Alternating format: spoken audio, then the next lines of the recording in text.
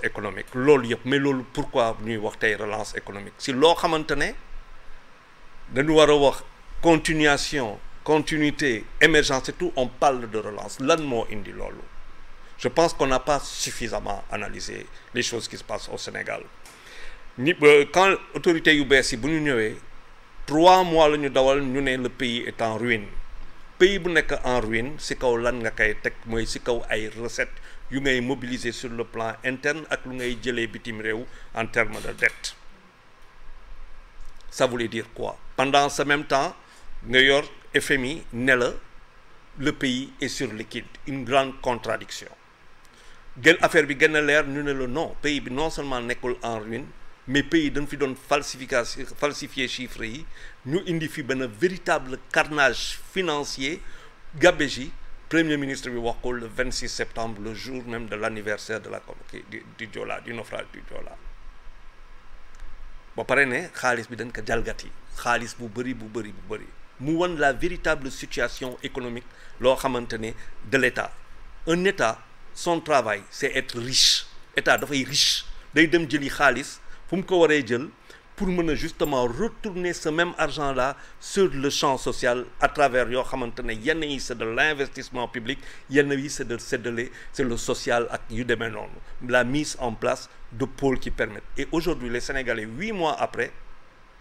ils se disent lan amuñu xaalis pourquoi dëkk bi dafa metti pourquoi dëkk bi amul xaalis parce que c'est pas compliqué dëkk boo xamante ne lu si gën si ay importation nga koy jël donc xaalis bi état fan lay jógee day jógee si douane nga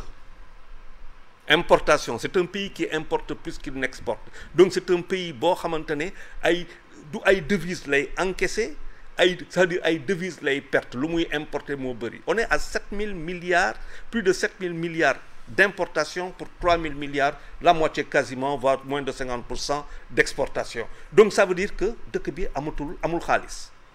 et les Sénégalais le découvrent comment se fait-il léegi nag la question que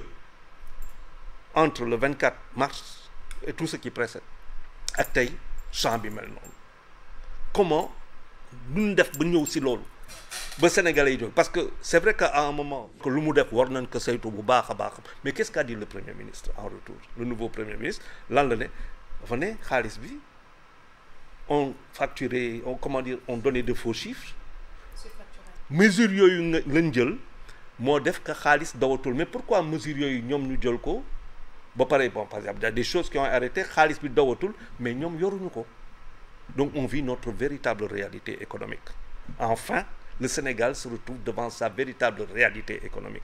il y a des choses yoo xamante ne on a été très superficiel pour man au Sénégal quand on a je le dis tout le temps un vice-président de l'Assemblée nationale boo xamante ne day toog xool Sénégalais yi dans le blanc des yeux ne leen seen réew bi dama xam ñoo xamante ne ñoo fi nekk au plus haut niveau te drogue la ñuy dawal moom moo tax moom moo indi lii yëpp et quand on voit les saisies de drogue qui ont eu entre avril et juin et juillet le nombre de centaines de kilos peut-être de tonnes ça te donne des chiffres en milliers de milliards de francs de CFA nous on s'est jamais arrêté sur ça donc pays bi amul xaalis nit ñi amuñu xaalis mais la faute à qui et loolu newatul loo xamante ne dañ si war a taxaw peut-être que sénégalais yi itam pendant des années dañ leen jaay dëkk bi doxul mais buñ la joxee pouvoir xaaruñu si yow nga ne leen dëkk bi doxul duñu xaar si yow justement nga inverser tendance bi et malheureusement on est resté sur doxul alors qu'on attend de toi nga inverser tendance bi et liggéeyu état du dara lu dul am xaalis séddale ko loolu mooy liggéeyu état na secteur privé bi dox nit ñi nañu liggéey les services sociaux les services de base mooy éducation mooy santé mooy lu mu tudd eau ak électricité